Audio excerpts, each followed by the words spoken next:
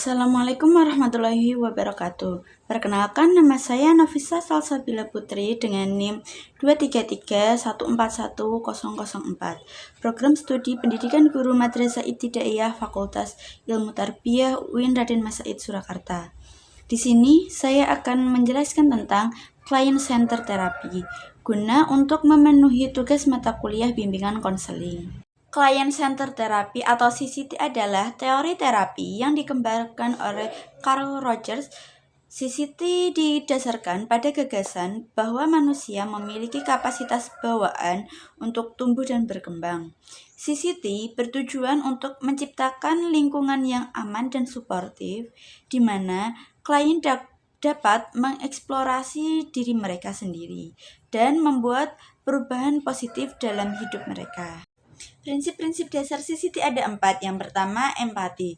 Terapis harus mampu memahami dan merasakan dunia dari sudut pandang klien. Yang kedua, yaitu penerimaan. Terapis harus menerima klien tanpa syarat, pikiran, perasaan, atau perilakunya. Yang ketiga, yaitu keaslian. Terapis harus menjadi diri mereka sendiri yang otentik dalam hubungan dengan klien. Yang keempat, yaitu kesadaran non-direktif. Terapis tidak boleh memberi nasihat atau arahan kepada klien. Sebaliknya, terapis harus membantu klien untuk menemukan solusi mereka sendiri. CCT didasarkan pada beberapa prinsip dasar. Prinsip pertama adalah empati. Terapis harus mampu memahami dan merasakan dunia dari sudut pandang klien. Ini berarti terapis harus dapat melihat dunia melalui mata klien dan memahami bagaimana klien mengalami dunia. Prinsip yang kedua adalah penerimaan. Terapis harus menerima klien tanpa syarat, pikiran, perasaan, ataupun perilakunya. Ini berarti terapis tidak boleh menghakimi atau mengkritik klien. Sebaliknya, terapis harus menerima klien apa adanya. Prinsip yang ketiga adalah keaslian. Terapis harus menjadi diri mereka sendiri yang otentik dalam hubungan dengan klien.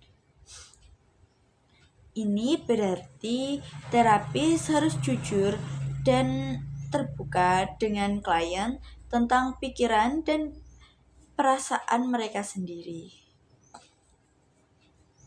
Prinsip yang keempat adalah kesadaran non-direktif. Terapis tidak boleh memberi nasihat atau arahan kepada klien. Sebaliknya, terapis harus membantu klien untuk menemukan solusi mereka sendiri. Ini berarti terapis harus mengajukan pertanyaan kepada klien dan membantu mereka untuk mengeksplorasi pilihan mereka sendiri. Selanjutnya yaitu teknik-teknik client center therapy. Yang pertama, refleksi. Terapis mengulangi apa yang dikatakan klien untuk menunjukkan bahwa mereka mengerti. Yang kedua yaitu klarifikasi. Terapis membantu klien untuk memahami pikiran dan perasaan mereka sendiri. Yang ketiga yaitu konfrontasi. Terapis membantu klien untuk melihat inkonsistensi dalam diri mereka sendiri. Yang keempat yaitu interpretasi. Terapis menawarkan interpretasi tentang makna pikiran dan perasaan klien. Ada banyak teknik client center therapy yang berbeda yang dapat digunakan oleh terapis. Beberapa teknik yang paling umum termasuk refleksi, klarifikasi, konfrontasi, dan interpretasi. Refleksi melibatkan terapis mengulangi apa yang dikatakan klien untuk menunjukkan bahwa mereka mengerti. Ini dapat membantu klien agar klien merasa didengar dan dipahami. Yaitu klarifikasi, melibatkan terapis membantu klien untuk memahami pikiran, dan perasaan mereka sendiri. Ini dapat dilakukan dengan mengajukan pertanyaan kepada klien dan membantu mereka untuk melihat masalah dari berbagai sudut pandang. Konfrontasi melibatkan terapis membantu klien untuk melihat inkonsistensi dalam diri mereka sendiri. Ini dapat membantu klien untuk menjadi lebih sadar dari pola pikir dan perilaku mereka sendiri.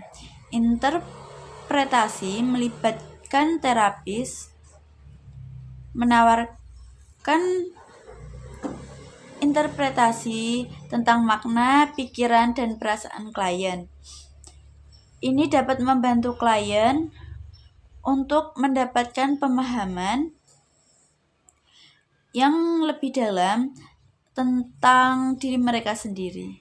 Selanjutnya yaitu aplikasi client center terapi dalam bimbingan konseling.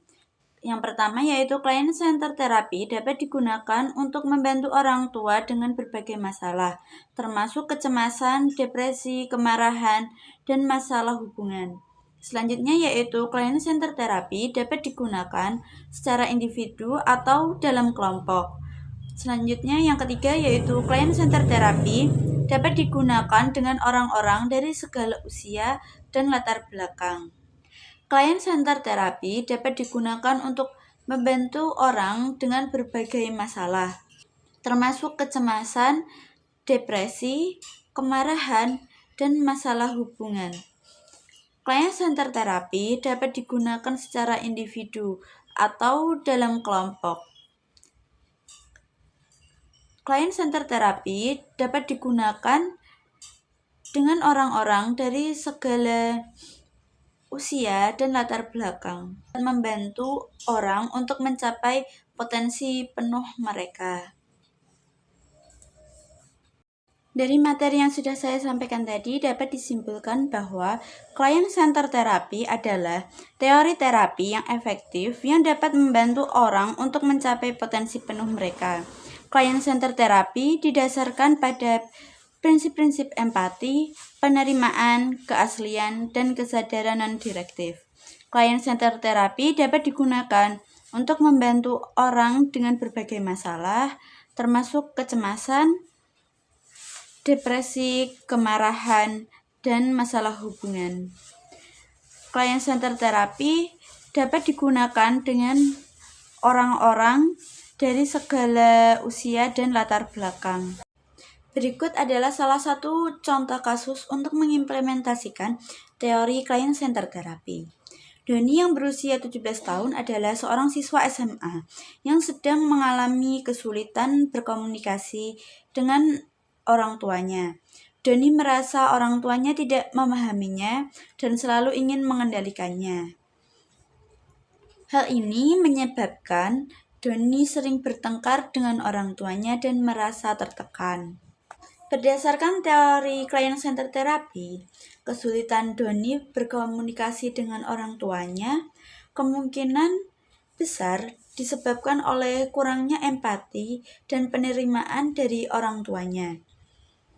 Orang tua Doni mungkin terlalu fokus pada keinginan mereka sendiri sehingga mereka tidak mendengarkan Doni dengan seksama dan tidak memahami Doni. Hal ini membuat Doni merasa dia tidak didengar dan tidak dipahami. Terapis client center terapi dapat membantu Doni dan orang tuanya untuk meningkatkan komunikasi mereka dengan menciptakan lingkungan yang aman dan suportif, di mana mereka dapat saling mendengarkan dan memahami satu sama lain. Terapis dapat menggunakan sebagai teknik client center terapi seperti refleksi, klarifikasi, dan konfrontasi untuk membantu Doni dan orang tuanya untuk memahami sudut pandang satu sama lain. Terapis dapat membantu Doni dan orang tuanya untuk melihat dunia dari sudut pandang satu sama lain. Hal ini dapat dilakukan dengan meminta mereka untuk saling berbagi pikiran dan perasaan mereka.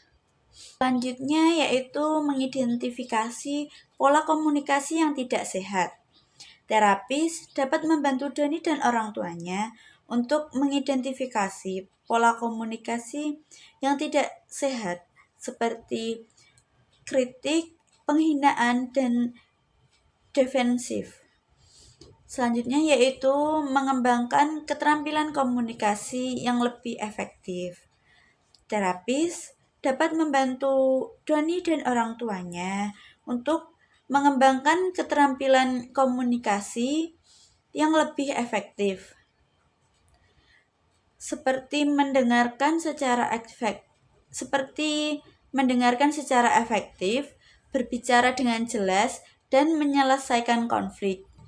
Dengan bantuan terapi client-centered therapy, Doni dan orang tuanya diharapkan dapat meningkatkan komunikasi mereka, memahami sudut pandang satu sama lain, mengembangkan keterampilan komunikasi yang lebih efektif,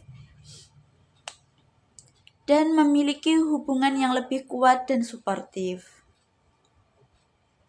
Sekian yang dapat saya sampaikan, kurang lebihnya mohon maaf. Wassalamualaikum warahmatullahi wabarakatuh.